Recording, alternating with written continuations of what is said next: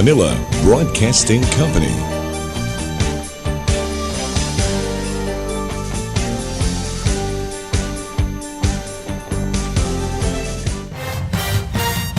The number one radio station in the province of Laguna. This is 106.3 Radyo Natin. Bringing us together, keeping you in touch, Radyo Natin. Maantig sa mga istoryang kapupulutan ng aral at inspirasyon ng bawat Pilipino. Ang kwentong magpapakita ng kakayahan ng mga kababaihan. Magpapamalas ng kanilang galing sa iba't ibang larangan. Ito ang Dear God. Dear God.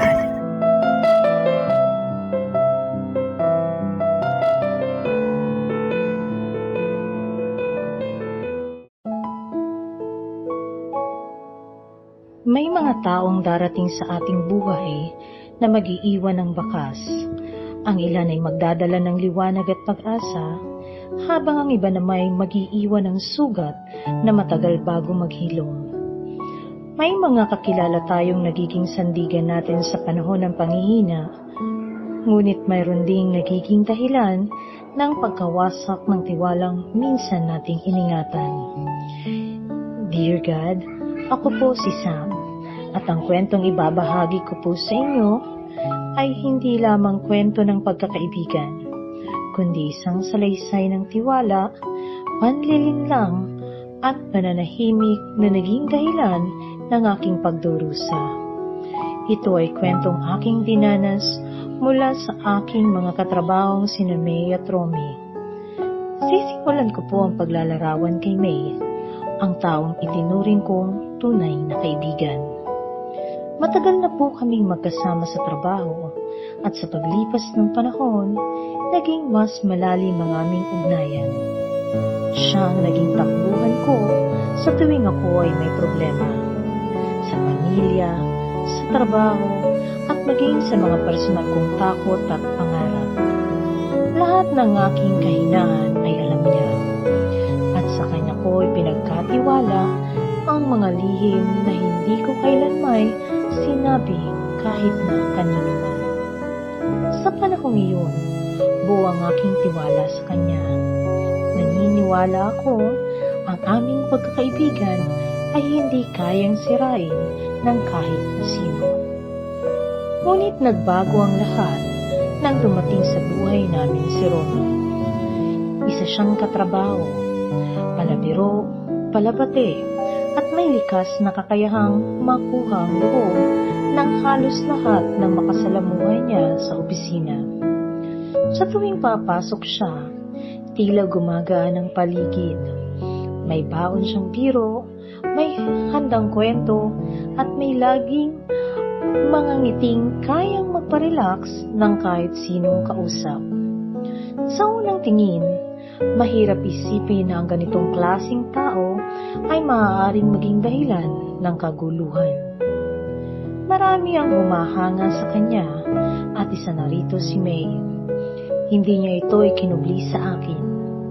Sa pagitan ng aming mga kwentuhan, madalas niyang banggitin kung paano siya naaakit kay Romy, kung gaano siya kasaya kapag napapansin ito, kung paanong simpleng pagbati o biro mula rito ay sapat na para magkakulay ang kanyang araw.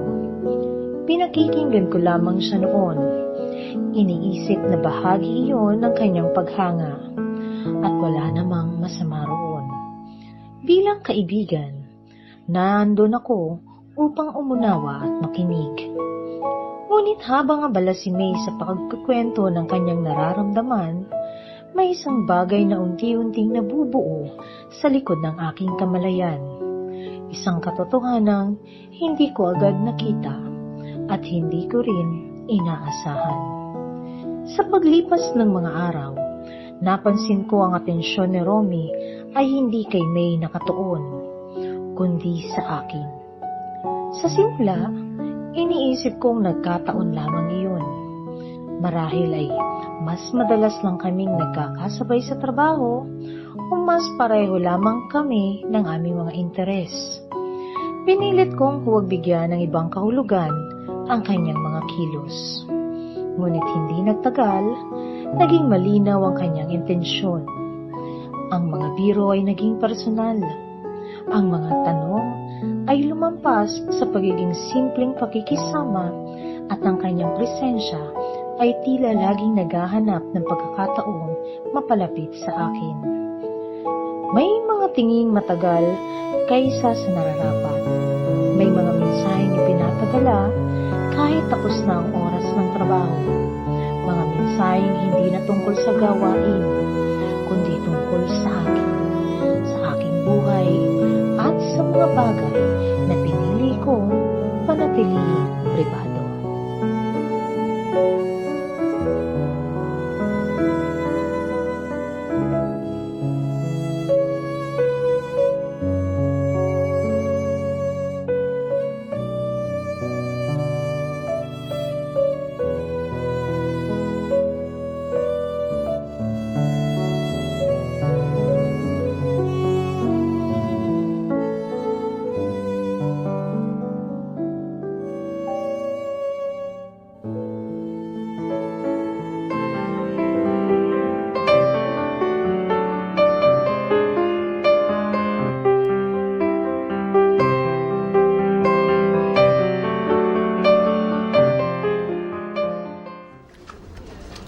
Uy, Sam. Mukhang ang aga mo yata ngayon ah. Excited ka na ba sa team building ng office? Ba, maaga talaga ako nagaya, kaya maaga ako nakarating na sa office. Hindi ka ba sanay? Aba, hindi. Lagi ka naman kasing late dumadating. Ano, in-advance mo na ang New Year's resolution mo? Ewan ko sa'yo. Ano ba daw ang alis natin? Anong oras? Basta ko na lang nilagay yung mga damit ko sa maleta, kakamadali ko. Tapos maaabutan ko, iilan pa lang tayo. Aba, ang sabi ni TL, before 7 daw. Dapat naandito na. Ay, nako talaga, mga Filipino nga naman. Akala mo naman siya foreigner. Minsan ka lang maaga, nagagalit ka pa. Kami nga di nagrereklamo pag lagi kang late. Yun na nga ang point doon. Maaga ako, tapos sila wala pa. Minsan naman daw kasi, nagpapalit din naman sila para hindi lang laging ikaw yung inaantay. Alam mo, may napapansin ako sa'yo. Hindi ko alam kung kaibigan ba kita o ano eh. Lahat na lang ng sinasabi ko, kinukontra mo na. Wala ka nang pinalagpas. Alam mo, malapit na kitang ma-awardan ng pagiging #1 basher ko. Ganyan talaga ang magkaibigan. Nagsasabi ng totoo, kahit alam pa niya na makakasakit ito. Alam nga namang i-plastic pa kita at sabihin sa'yo na, wow, hindi na bago ang pagiging maaga mo dumating. Sobra naman ako sa kaplastikan. Parang hindi ko naman yata personality yon. Ay no, o siya, sige na. Bumalik ka na muna sa cubicle mo at nabibisit ako sa mga pinagsasabi mo. Ayoko nga. Inaasar pa kita tsaka tayo pa lang ang nandito sa station. Ano, gusto mo magrosaryo tayo? Bakit? May dala ka ba dyan? Tara na. Nang bumait-bait ka ng konti. Hindi na kailangan. Nakapagrosaryo na ako. Maiba ako. Kasama ba yung mga bagong hire sa ating team building? Hindi ka ba nakikinig? Diba sabi nga ni TL, lahat. So pag sinabing lahat, kasama o hindi? Ito naman, may dalong ka ba ngayon at napakamagagalitin mo? Shinure ko lang kasi. Kasi ano, hindi mo pa ako diretsuhin. Alam ko yung mga ganyang ngiti. Yung bagong pasok na maputi na parang Koreano ang mukha, tama? Halata ba? Hindi naman masyado. Hindi.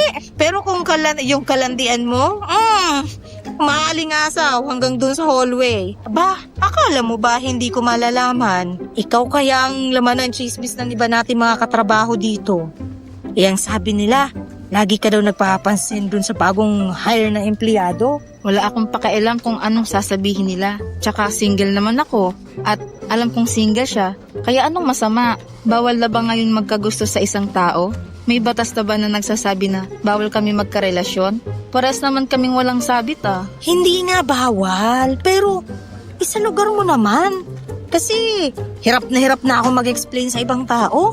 Every time na sinasabi nila na inaakit mo yung bagong empleyado. Romy ang pangalan niya. Oo nga, yung Romy na yun.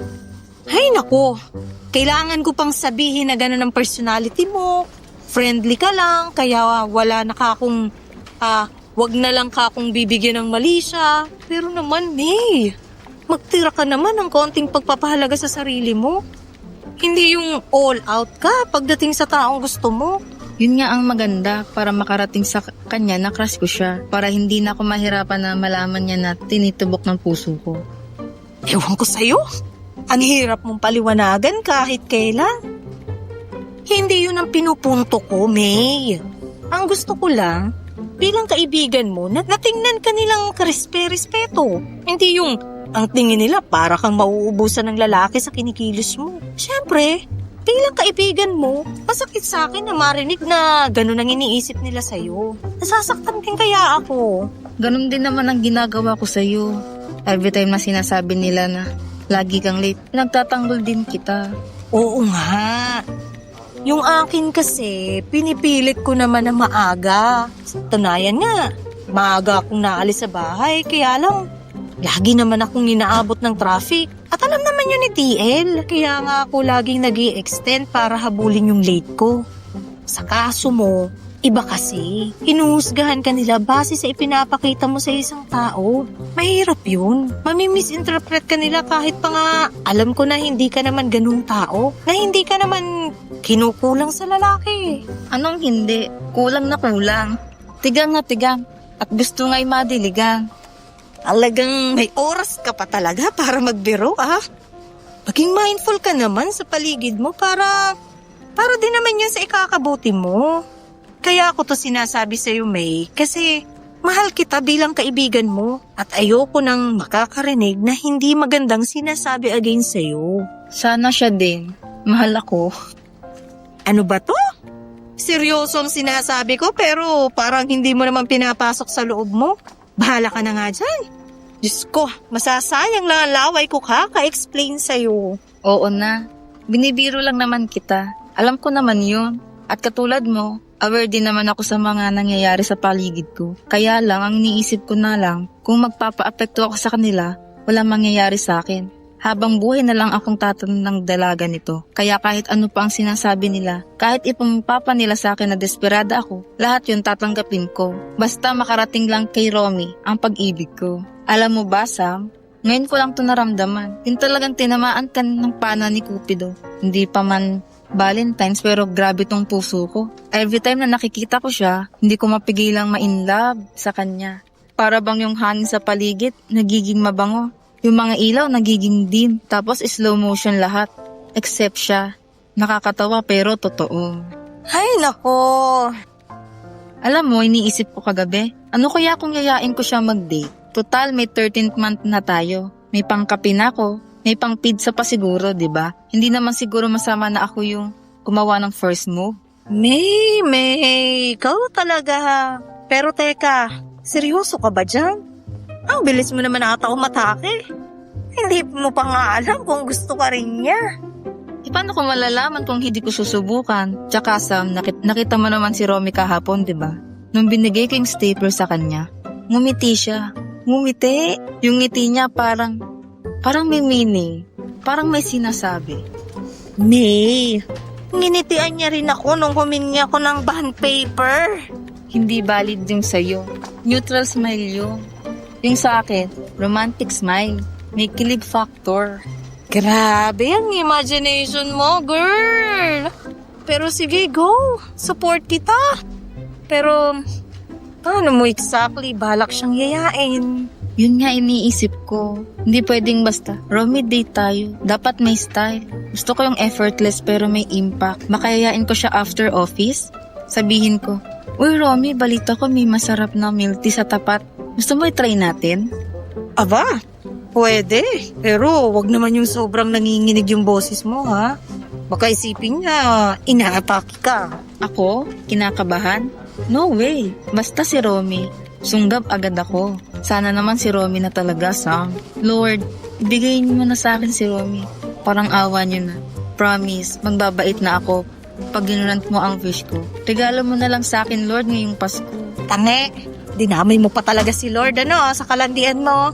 Kung para sa'yo, para sa'yo. Para sa akin talaga siya, Sam. Akin. E di sa'yo na. Wala namang umaangkin eh. Tumayo ka nga muna saglit at magpa-practice lang ako. At ako pa talaga ang ginawa mong praktisan, ha? Ayos ka din. Sige na. Diyan, tumayo ka dyan, tas kunwari, maglalakad ako. Makakasalubong kita at bibitawan ko ang mga ganitong linya. Romy, may gusto sana ako itanong sa'yo. Kung gusto mo ng milk tea. May, hindi ito interrogation room, ha? Kalma lang. Huwag kang sumigaw. Baka mawalan ng gana yung imaginary Romy natin dyan. Sorry, kinikilig kasi ako. Practice pala. Paano pa pag actual na? Baka naman mawalan siya ng pandinig niyan. Hindi. Magiging compose na ako. Maglalakad ako. Slow, elegant, confident. Tapos sasabihin ko ng mahinahon. Romy, gusto mo ba ng milk tea? Exactly! Simple pero may mali siya. Kung mali siya agad hanap mo, iba yata gusto mong ma-achieve dito, girl. Hindi Gusto ko lang malaman kung may chance ako. Paano kung sasabihin niya, sure, let's go? Di tapos na ang laban. Ako na ang panalo sa 2025. Sige, May. Later sa ating team building, ha? Tutulungan kitang bantayan si Romy. Pag nakita kong good mood siya, go signal kita. Deal? Deal!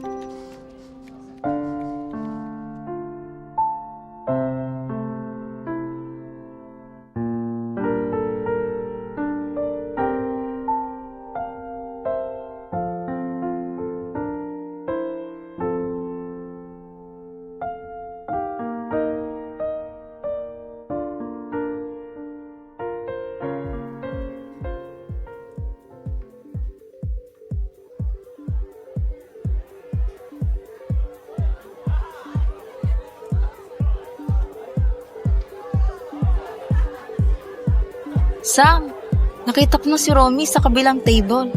Lalapitan ko ba? Bigla yata akong kinabahan. Kaya ko ba to? Kaya mo yan. Ginusto mo yan eh. Sige na, lapitan mo na. At baka maunahan ka pa ng iba. Ito na. Hala, biglang tumayo, Sam. At papunta dito sa table natin? Hi May, hi Sam. Kumusta kayo? Buti naman at nakasama kayo sa team building natin. Lalo na ikaw, Sam. May problema ka ba sa pagsama ko? Wala naman.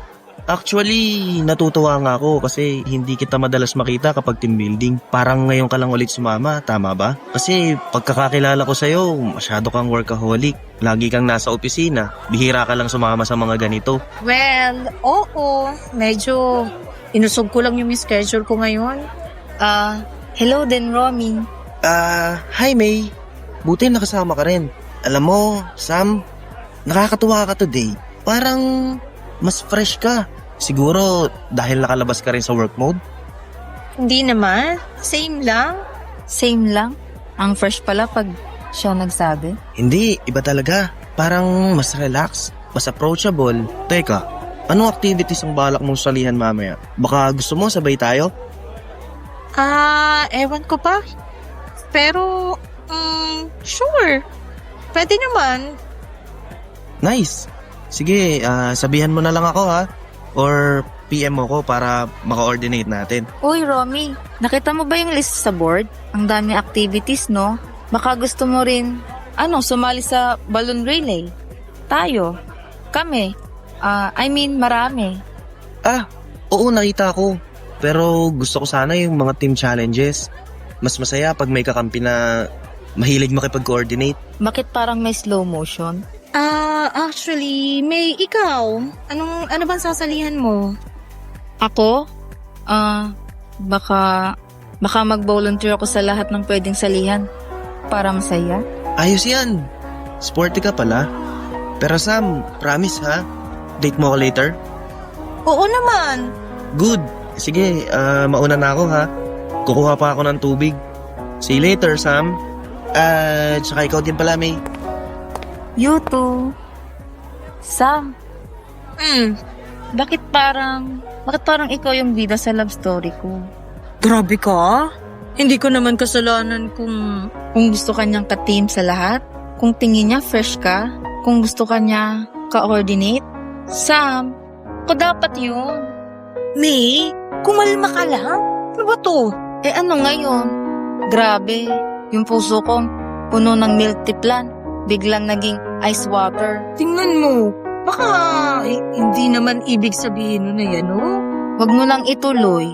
Tandaan mo, magkaibigan tayo, Sam. At ang magkaibigan ay hindi nagsusulutan. Tandaan mo yan. Friend rule, pagdating sa lalaki.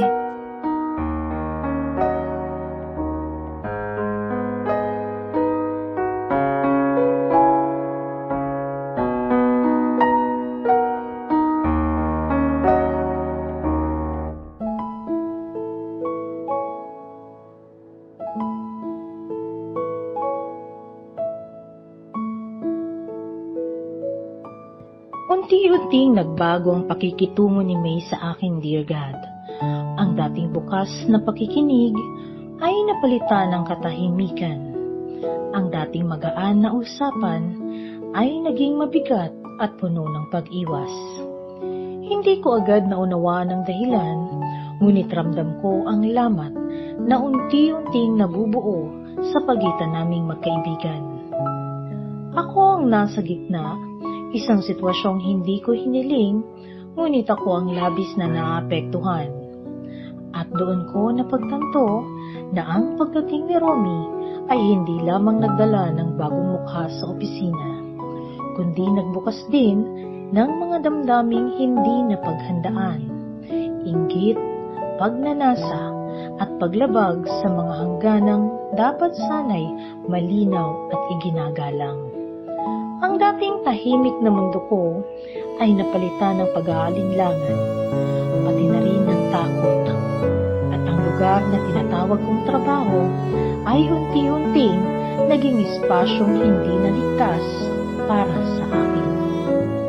Araw-araw akong pumapasok na may bigat sa dibdib, hindi na dahil sa trabaho, kundi dahil sa mga matang tila palaging nagmamasid sa mga salitang may kahulugang lagpas sa nararapat, at sa pakiramdam na ang aking pribadong buhay ay hindi na akin lamang. Nawalan ako ng kapanatagan, at sa bawat hakbang ko sa opisina, dama ko ang pangambang baka muli ako mapag-usapan o mahusgahan. Hindi nagtagal, nalaman ko kung paano unti-unting nabuo ang lahat. Si May na minsang pinagkatiwalaan ko ng aking mga lihim ang naging instrumento upang malaman ni Romy ang aking personal na sitwasyon, lalo na ang tungkol sa aking karelasyon. Ang mga kwentong minsan naming pinag-uusapan ng pribado, ang mga detalyeng ibinahagi ko sa kanya bilang kaibigan, ay isa-isa niyang isiniwalat. Sa bawat salitang kanyang ibinulong, mas lalong nabigyan ng lakas ng loob si Romy. Nalapitan ako na tila ba may karapatan siyang pumasok sa bahaging pinili kong panatilihing lihim.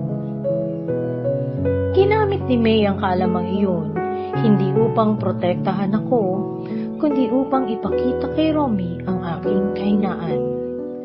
Sa kanyang mga pahiwatig at pagbubunyag, ipinenta niya ang isang bersyon ng aking buhay na hindi buo, ngunit sapat upang maging mitya ng mas malalim na panghihimasok. Dahil sa mga impormasyong kanyang ibinigay, lalong naging personal ang mga tanong ni Romy, lalong naging mapilit ang kanyang mga mensahe, at lalong lumabo ang hangganan sa pagitan ng profesional at pribado. Mas masakit tanggapin na ang taong akala ko'y kakampi ay siyang nagbukas ng pinto para sa aking pangamba. Ang tiwalang minsan kong ibinigay kay May ay naging daan upang ako'y mas lalo pang mailagay sa alanganin. Sa halip na may sandigan, siyang naging tulay ng paninira, isang tahimik ngunit malalim na pagtataksil na hanggang ngayon ay daladala ko. Sa puntong iyon, hindi na lamang ako naharap sa isang katrabahong lumalampas sa hangganan, kundi sa isang kapaligirang pinayagang mabuo ang tsismis, panghusga at paglabag sa aking karapatang manatiling ligtas at may dignidad sa lugar ng trabaho. At doon ko napagtanto na ang pananahimik at pagwawalang bahala ay maaari ring maging anyo ng pananakit.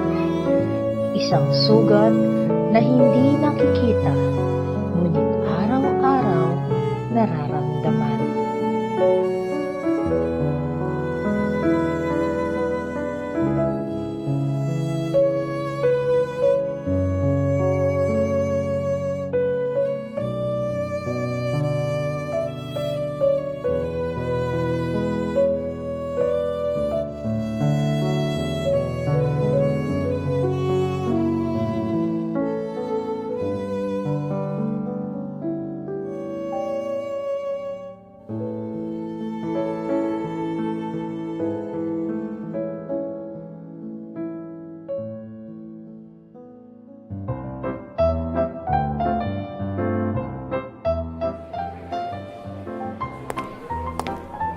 Hi, May. Oh, Romy, anong ginagawa mo dito? Wala naman. Nakita kasi kitang mag-isang kumakain dito sa kantin. Kaya hindi na ako nagdalawang isip na lapitan ka. Sayang naman ang break kung mag-isa ka lang. Ganun ba? Sige, halika na, kain tayo. Libre ko na. Kuha ka na lang kay ate. Order ka kung anong gusto mo. Ako na mamaya ang magbabayad. Aba, napakagalante mo naman. May bonus ka agad? O talagang generous ka lang today? Ay nako, Romy. Minsan lang. Siyempre, special. Special kasi ang araw ngayon. Kakatapos lang ng team building natin. Tapos may ganitong magandang panahon kaya medyo good mood ako. Kaya sige, nakuha ka na bago pa magbago isip. Special ba talaga? Para kanino? Para sa lahat. Siyempre, para sa team. Sige na nga. Pero salamat ha. Order lang ako ng ginisang bangus meal. Yun ang favorite ko dito eh. Sige, go lang. Ako bahala dito. Sige lang. Ako bahala dito. Ano, okay na yung order mo? Ate, sa akin mo po i-charge yung order. Salamat po. Uy, salamat sa libre. May, pwede ba ako magtanong? Oo naman. Ano yun? Si Sam. Ha? Si Sam? Oo, si Sam. May, nanliligaw na ba sa kanya? Bakit? Bakit mo naman natanong? Wala, kasi parang ang dami kasing nagkakagusto sa kanya dito sa office. Tapos, nakita ko siya kanina. Ang blooming niya ngayon. Kaya, yun, na-curious lang ako kung may nanliligaw ba sa kanya. Gusto mo? Ako na magsabi sa'yo? Kung okay lang, gusto ko lang malaman kung may chance pa yung mga taong gusto siya. Mga taong gusto siya? Oo. Kagaya ko. Ha? Meron na. May kinakasama na si Sam. Taken na si Sam, Romy. Ganun ba? Kasal na ba sila? Alam ko hindi pa. Pero matagal na yata sila. Mga ilang taon na rin. Sa company din nakakilala si Sam at yung kinakasama niya ngayon. Parang destiny. Destiny yata sila, ganun. So matagal na talaga sila? Oo. Solid na solid sila. Sayang naman. Mabait kasi si Sam eh. Madali siyang magustuhan. Oo. Ganun talaga minsan. Pero okay lang. Ganun talaga. Hindi lahat ng gusto natin para sa atin. Grabe. Ako nga, nagsisinungaling ngayon para lang hindi ko makita sarili kong natatalo. Pero salamat ha. May, at least ikaw, nagsabi ka sa akin ng diretsyo. Oo naman. Siyempre, friend tayo. Sige. Salamat dito sa libre ha. See you later. See you later? Totoo bang narinig ko?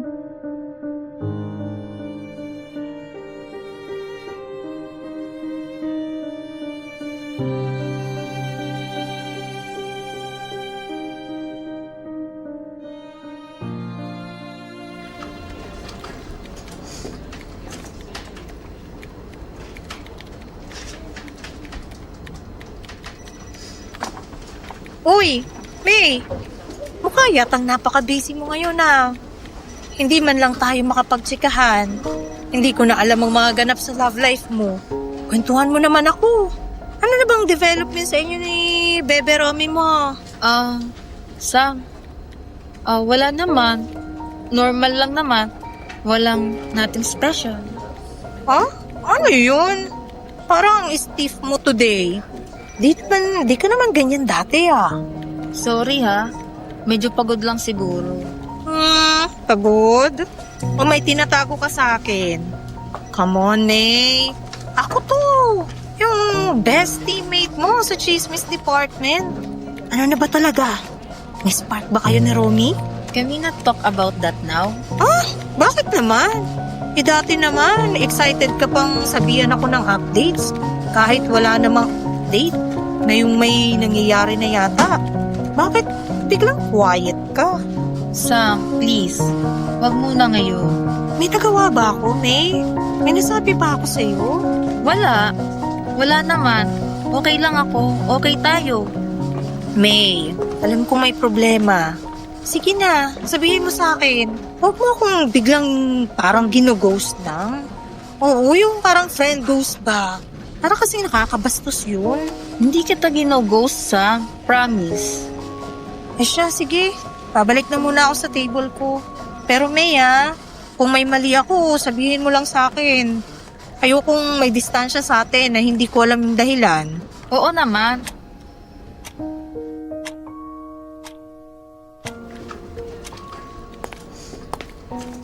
Ano, May?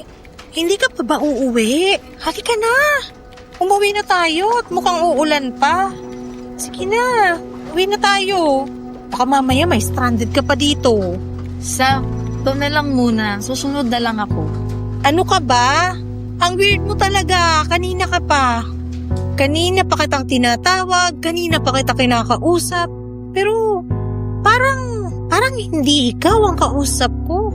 Mag-usap nga tayo, May. Ano ba talagang problema? Sam, may tatanungin ako.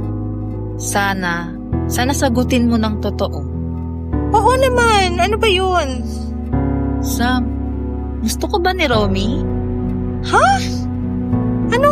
Saan naman ang galing yan? Ito naman parang Sagutin mo. Gusto ka ba niya? May sinabi ba siya? May pinaparamdam ba siya sa'yo? Wait nga, May. Ano ba to? Bakit parang galit ka? Ano bang nangyari at ako hindi ko talaga maintindihan? Ano ba yan? Kasi Sam, kanina, nagtanong siya sa akin kung may nanliligaw na daw ba sa'yo. Kung taken ka na, kung may chance pa siya. Ha? Totoo ba yan? At hindi lang curiosity, Sam. Kita ko sa mukha niya, ikaw yung gusto niya, hindi ako. May? Teka lang, Sam. Huwag ka muna umalis. Iyaan mo muna ako. Kasi kanina akala ko, ako yung may chance kay Romy. Akala ko, ako yung pinapansin niya. Akala ko, ako yung may kakaibang lugar sa mata niya. Pero nung nakita ko kung paano kanya tignan, Sam, iba yung ibang-iba. Yung tipong parang ikaw lang yung taong nakikita niya. Parang ikaw lang yung may liwanag. At ako, parang bigla akong naging background music na walang nakikinig. May, naiintindihan ko na nasasaktan ka. Pero hindi ko pa rin maintindihan kung bakit mo sinasabi sa kanya yung tungkol sa akin. Paano ko nalaman? Ha? Diba, alam na alam mo, unang-una pa lang, nag-usap na tayo tungkol sa relasyon ko sa kinakasama ko. Nangako ka sa akin Nangako ka na sekreto lang natin yun. Pinagkatiwalaan kita, May. Pinili kitang pagsabihan ng isang bagay na hindi ko basta sinasabi kahit kanino. Pero bakit mo nagawa yun? Sam, hindi ko ginusto. Wala sa plano ko yun. Hindi ko sinasadyang ilabas. Pero nung nandun kami ni Romy, tapos tinatanong niya kung may nanliligaw ba sa'yo, bigla na lang lumabas sa bibig ko. Parang may kaba, inggit, selos, takot. Lahat na naghalo, Sam. Hindi ko alam kung ano nangyari sa akin. Pero nung nakita ko kung paano kanya kausapin, parang may kumurot sa loob ko. At hindi ko nagustuhan yung pakiramdam. May, hindi sapat yung hindi mo sinasadya. Hindi ko sinasabing masama kang tao. Pero mali talaga yun. Pinagkatiwalaan kita Hindi mo lang basta sinabi na may karelasyon ako. Ginawa mo pang matagal na kami, ilang taon na para bang ang dating ay settled na settled ako. May, alam mo naman kung gaano kakomplikado yung sitwasyon ko. Alam mo kung gaano kahirap para sa akin yung setup namin. At alam mo, hindi pa ako ready na malaman ng iba. Pero ikaw pa yung unang naglabas tapos ako pa ngayon ang paghihinalaan mo? Ako pa ngayon ang pagsasabihan mo? Dahil lang sinabi ni Romy, tinanong lang sa'yo na may gusto siya sa akin? Sam, oo, mali ako. Hindi ko rin tinatanggi. Pero Sam, hindi ko yun ginawa para saktan ka. Ginawa ko yun kasi ayokong umasa siya. At ayokong umasa ako, Sam. Ang tagal kong iningatan yung nararamdaman ko para kay Romy. Pero isang tingin lang niya sa'yo. Nag-iba na lahat. Naramdaman ko na. Hindi ako yun. Hindi ako yung tinitignan niya. Hindi ako yung gusto niyang alamin. Hindi ako yung gusto niyang pakinggan. Pero hindi ko na yun kasalanan, ni. Naisip mo ba yun? Yung mga pambibintang mo sa akin, hindi ko na kasalanan yun. Ha? Hindi ko kasalanan kung ganun siya tumingin. At hindi rin kasalanan ni Romy kung kanino siya magkakagusto. Tama? May, alam mo sa lahat ng tao dito, ikaw yung pinaka pinagkakatiwalaan kong tao. Ikaw yung pinagsasabihan ko ng totoo. Ikaw yung tinatrato ko na parang kapatid. Kaya ang sakit mismong sa'yo pa. Sa mismong bibig mo pa nanggaling. Nanggaling yung mga dapat na hindi malaman ng ibang tao. Sam, hindi ko tinatanggihan yung sakit na nandulot ko. Pero Sam, hindi ko alam kung paano ko haharapin yung nararamdaman ko. Paano ko aaminin na ako yung nakakaramdam ng ganito? Paano ko sasabihin sa'yo na ako yung umaasa? Paano kung sinasabi mo sa akin diretso na, may hindi ikaw? Hindi ko kaya. Hindi ko kakayanin marinig yun. Kaya pinili kong saktan yung sarili ko na lang. Pinili kong ilayo yung posibilidad bago pa ako tuluyang masaktan. Pero ngayon, May, alam mo ba? Mas malala yung nangyari. Hindi lang ikaw kasi yung nasaktan. Hindi lang ako. Alam mo, si Romy nadamay. Alam mo ba kung gaano siya naguluhan nung tinanong niya sa akin? At hindi ako makarya kasi gusto ko na sa mismong sa'yo manggaling. Sa'yo manggaling lahat. Kaya nga pilit kitang kinakausap eh. Pilit kong inaalam, ano ba? Bakit ka ba nagagalit sa akin? Alam mo ba kung anong tingin niya sa akin ngayon, eh? Hindi lang ito simpleng selos eh. Hindi lang ito yung love triangle na napaka-OA sa teleserye. Pinagkatiwalaan kita kasi kaibigan ang turing ko sa'yo. Pero hindi pala ganun ang turing mo sa akin eh. Ang dahil lang sa lalaki, May, sinayang mo yung pagkakaibigan natin. Pasensya ka na, Sam. Pasensya ka na talaga.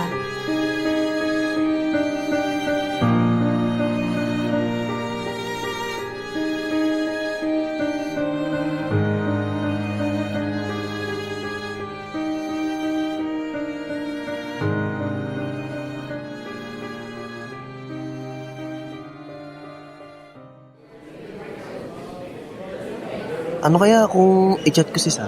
Wala naman sigurong masama. Kasi hindi pa naman siya kasal. Live-in pa lang naman sila. Kaya pang agawin? Baka pwede pa. Hoy, ano bang binubulong-bulong mo dyan? Mukhang seryoso ka habang nakatitig sa cellphone mo.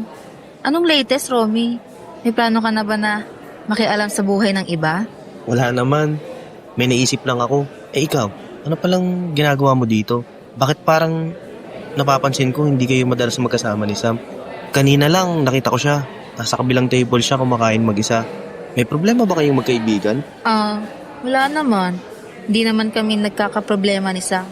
Basta busy lang sa work. Kaya medyo hindi nagkakasabay. Talaga ba? Parang iba kasi yung vibe niya kanina. Parang may iniiwasan siya. At parang kang may iniisip na hindi mo gustong sabihin. Ay nako, Romy. Kung may iniisip man ako, hindi yung tungkol kay Sam. Siguro, isip lang natin nagkakaiba-iba ng impresyon. Wala kaming samaan ng loob ni Sam. Okay lang kami. Talaga?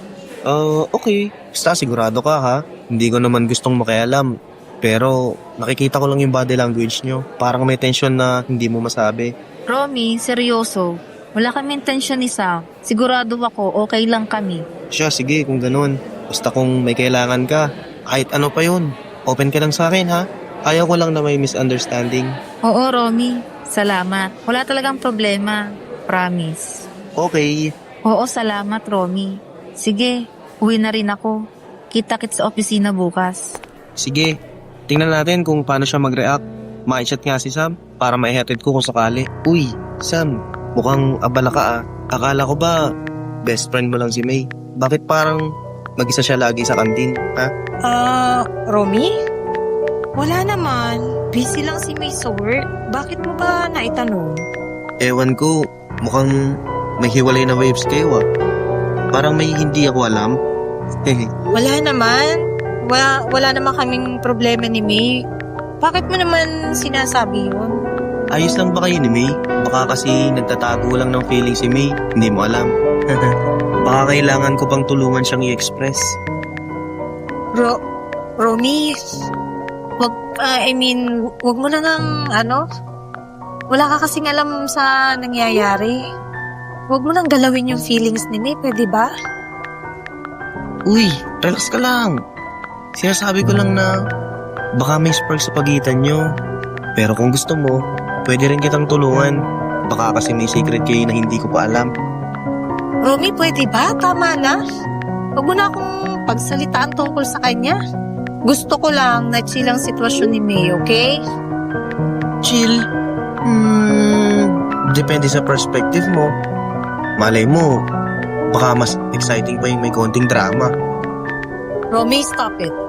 Oo nga pero minsan, Sam, nakakatuwa rin ito sa boundaries ng kaibigan mo. Chill ka lang. Promise, friend lang. Ano daw? Bahala ka na nga sa buhay mo. Kung wala kang magandang sasabihin sa akin, pwede ba tigilan mo ng pagchat-chat mo?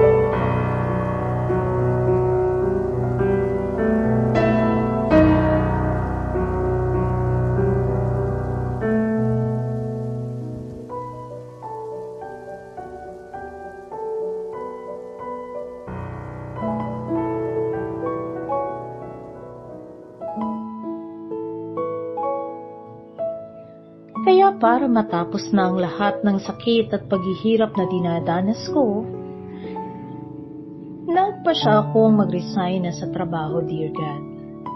Iyon ang naging huli kong hakbang, isang desisyong hindi naging madali, ngunit inakala kong kinakailangan upang mailigtas ang aking sarili.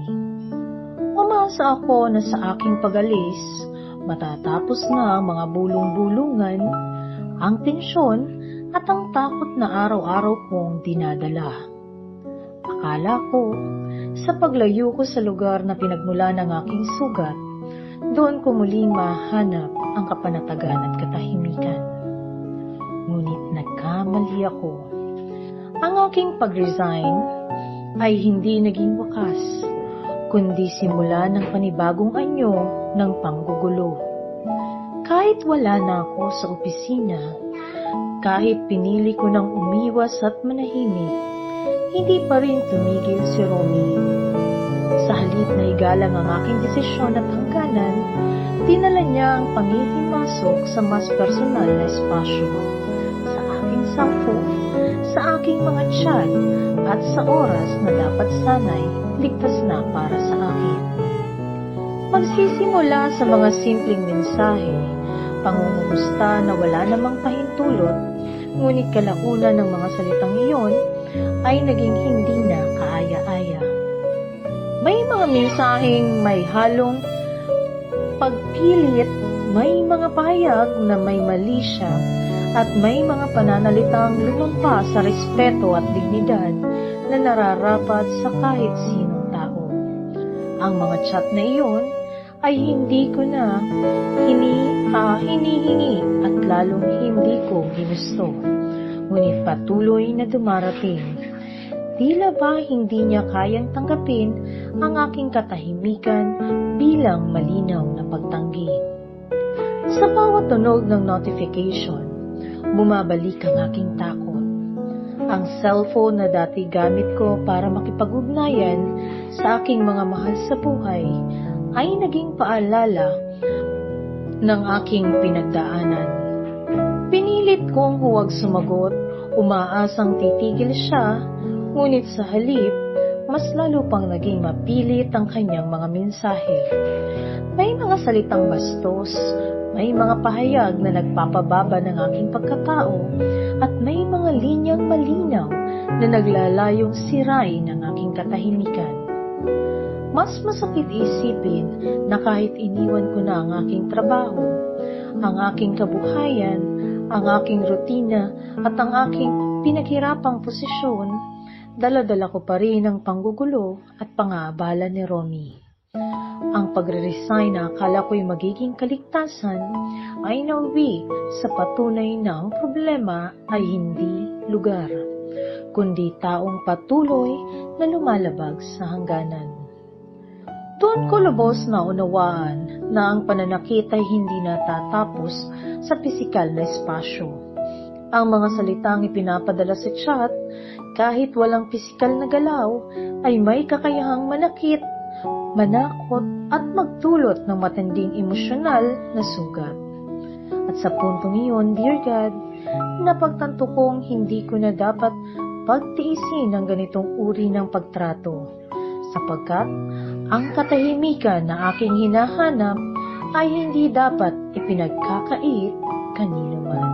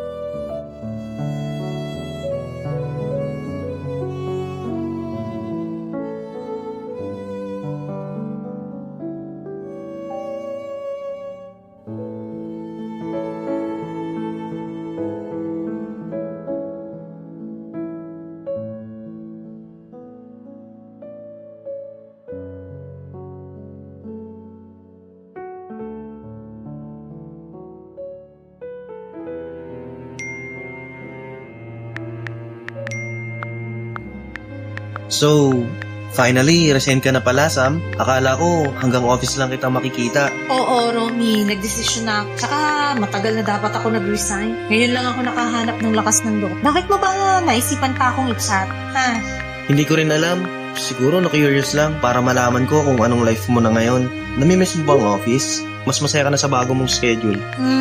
Mas okay na. Focus na sa sarili. Huwag mo na nga ako i-distract, Romy. Distract? Naku, Sam. Depende sa context. Hindi ko sinasabi na trabaho lang. Pero baka masaya kang explore ng iba. Di ba? Romy, tama na. Ano ba to? Hindi mo naiintindihan? Huwag mo na akong gambalain ng ganito. Hindi na nakakatawa. Nakakatawa ka pala kapag nasususot ka na. Pero seryoso, Sam. Kung aalis ka na sa trabaho, baka gusto mo na ma-enjoyin kahit konti. Alam mo na, physical. Romy, sobra na to. Di ka pwede magsalita sa akin ng ganito. Stop it na. Relax ka lang. Masyado ka namang seryoso. Pero baka kung ikaw at ako, mas mag-enjoy ka. Alam mo na, yung tipong hindi pwede sa office, pero pwede sa phone. Romy, enough. Hindi ko kailangan ng ganyang klase ng chat. Ito yung sobra na at inappropriate na. Inappropriate? Depende sa point of view mo, Sam. Pero ikaw, mukhang interesado ka rin sa idea ko. Baka gusto mo tanggapin na lang. Romy, hindi. Itigil mo na to. At huwag mo akong abalahin sa mga kalokohan mo. Pwede ba? Oo na, sige na. Sige, kung ayaw mo. Pero alam mo na, minsan, nakaka-curious lang ang ganitong limits. Anyway, take care, Sam. Ano ba tong si Romy? Parang hindi na maganda yung mga sinachat sa akin. Pag ito talaga, nag-chat pa ng mga ganito sa susunod, ibablock ko na to. Alam mo, Sam, may nalaman ako tungkol sa kinakasama mo. At alam ko, hindi niya kayang ibigay ang gusto mo. Hindi siya sapat para sa'yo. Kaya ako na lang ang piliin mo. Romy, pwede ba? Ano naman ba itong mga sinasabi mo? Personal ko na yung buhay ah. Tigilan mo na ako. Sam, seryoso ka ba? Alam ko kung ano ang gusto mo. At alam mo na kung sino ang kayang magbigay nun sa'yo. Baka sa huli, ako rin ang piliin mo. Kasi sa lahat, ako lang ang kayang magbigay ng satisfaction na hinahanap mo. Hindi. Tama na. Hindi ko kailangan ng mga ganito, Romy. Pwede ba? Tumigil ka na. Relax ka lang, Sam. Minsan kasi, ang curiosity at temptation ay hindi kayang labanan. Pero alam mo, sa huli, kahit anong gawin mo, ako rin ang huli mong maiisip. Romy, this is too much. Wala akong pakialam sa mga ganyang usapan mo. Pag sinabi kong tumigil ka na, tumigil ka na. Okay, Sam. Promise, friends lang. Pumayag ka na.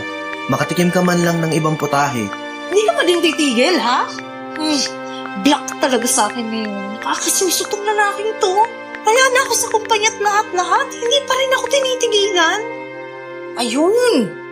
Black na. Ay, salamat. Hindi na ako makukontak ng taong yun.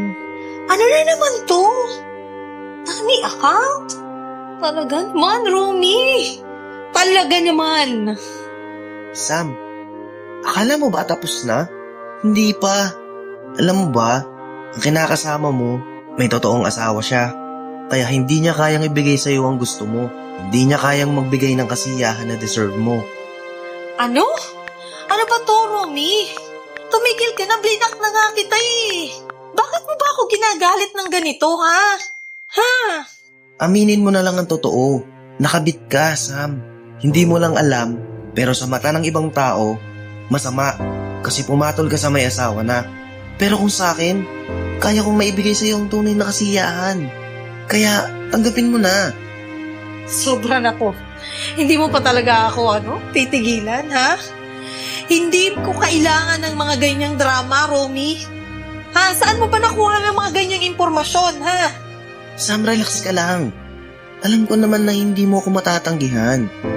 Alam mo na kahit anong gawin mo, ako lang ang nakakaintindi sa'yo. Ako lang ang kayang magbigay sa'yo ng excitement at satisfaction. Romy, hindi. Hindi ko kailangan ng ganito. At lalong-lalo na, hindi kita kailangan. Naintindihan mo ba? Sam, alam mo ba minsan, mas nakakatuwa kapag may resistance. Pero alam mo, sa huli, ako pa rin ang pipiliin mo eh. Kasi ako lang ang tunay na kayang magbigay sa'yo ng gusto mo. Yung hindi mo makakalimutan. Kaya, sige na, subukan mo na ako kahit isa lang. O kung gusto mo, antosawa, walang problema sa akin. Gamitin mo ako hanggat gusto mo.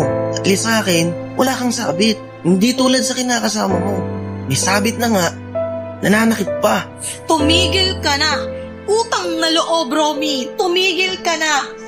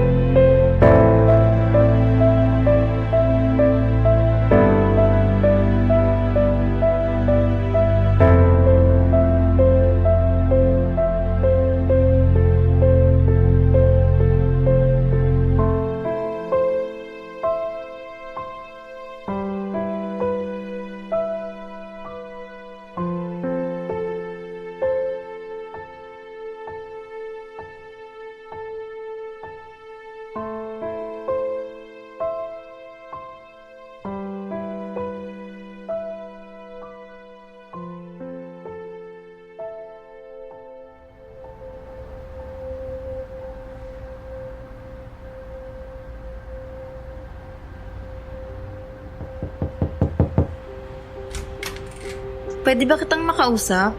Bakit? Gusto ko sanang humingi ng tawad sa lahat ng nagawa ko sa'yo, Sam.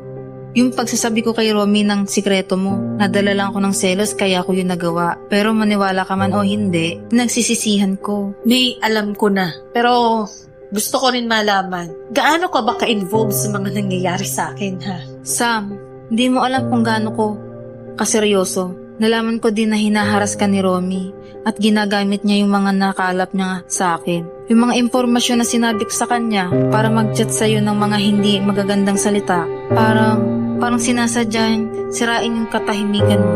May, hindi ko akalain na ganito kalala. Na hanggang ngayon, kahit wala na ako sa kumpanya, may ganyang ginagawa pa rin siya sa akin. Hindi ko alam kung anong gagawin ko. Sam, hindi ko hahayaan. Hindi ko hahayaan na tuluyan kanyang gambalain o siraan ang pangalan mo. Hindi ko hahayaan na masaktan ka ng ganito. Salamat, Mea. Pero alam mo, hindi ko rin kayang kontrolin siya. Hindi ko rin kayang nadlangan siya sa mga ganitong bagay. Pero, masakit talaga ng ginawa niya eh. Sobrang dami niyang sinasabi. Lalong-lalo na sa chat. Hayaan mo, Sam. Ako na ang gagawa. Ako ang kakausap kay Romy. Ako ang magpapaliwanag sa kanya. Ako ang magtatanggal sa kanya ng kapangyarihan na guluhin ng buhay mo. Hindi mo na kailangang mag-alala. Eh, hindi ko alam kung paano ako ipapaliwanag pero salamat ha. Alam ko, hindi mo kailangan gawin to para sa akin. Pero ginagawa mo pa rin. Sam, hindi ko lang gustong masaktan ka. Hindi ko rin gusto na may ibang makagawa sa'yo ng ganyang sakit. Kaya kahit gaano man kasakit para sa akin, ako ang sasalo sa lahat ng ganyang laban. May, alam kong mabigat ang lahat pero salamat ha. Salamat dahil naramdaman ko yung presensya mo sa mga ganitong sitwasyon. Sam, kahit anong sabihin ko, kahit gaano kasakit, hindi ko hahayaang may mangyari sa'yo. Hindi ko hahayaan na masaktan ka pa. Salamat, May ha. Salamat.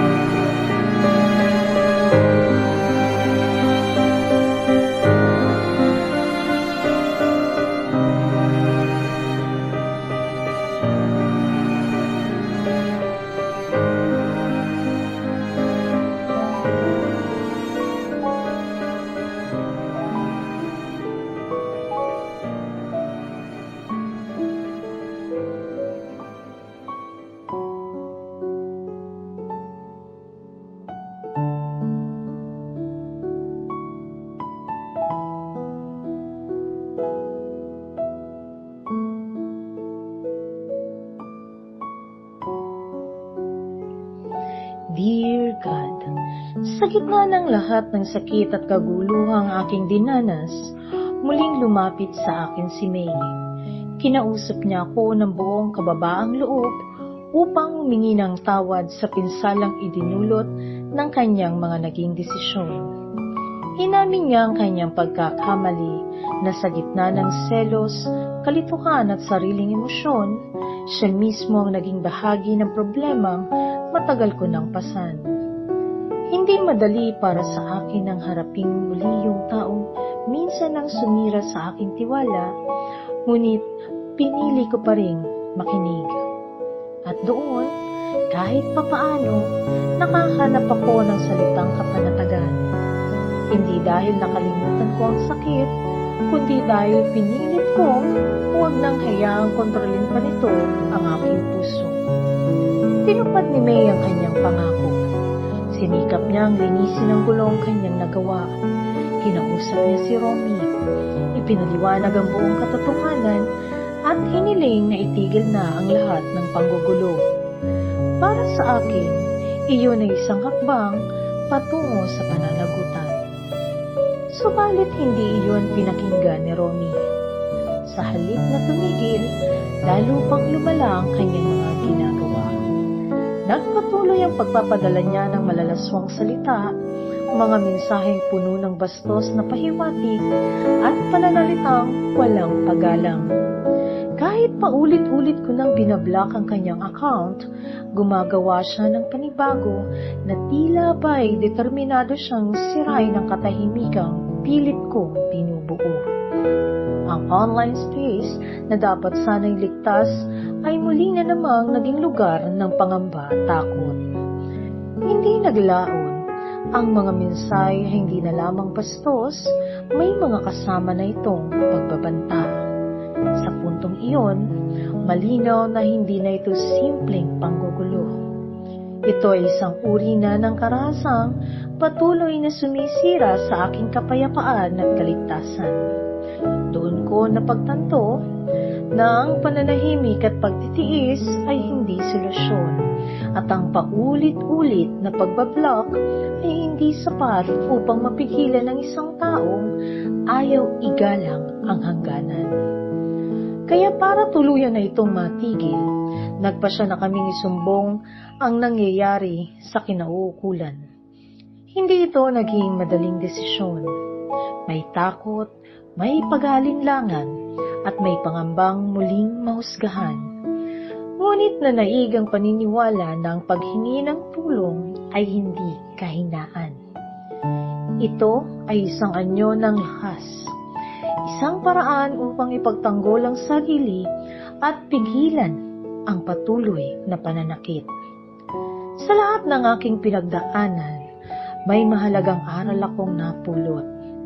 Ito ang aking natutunan na ang tiwala ay dapat na ibinibigay, ngunit dapat ay merong hangganan. Na ang pagkakaibigan ay hindi lisensya upang ipagkanulo ang lihim ng kapwa.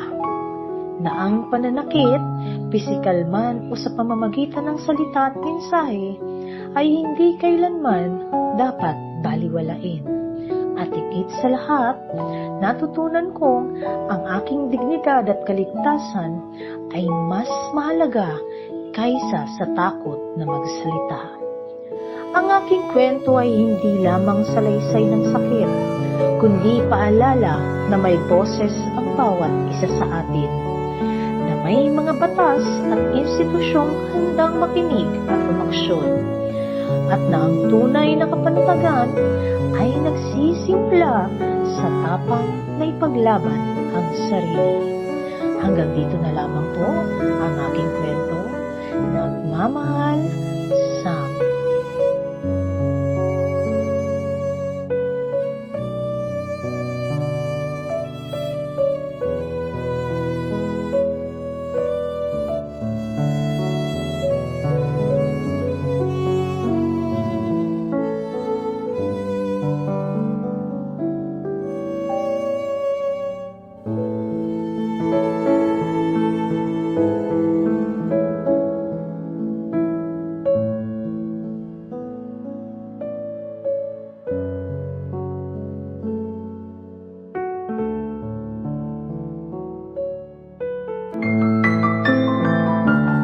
Hanggang sa susunod na kwento, ito ang Dear God. Ang kwento mo, ang bida dito.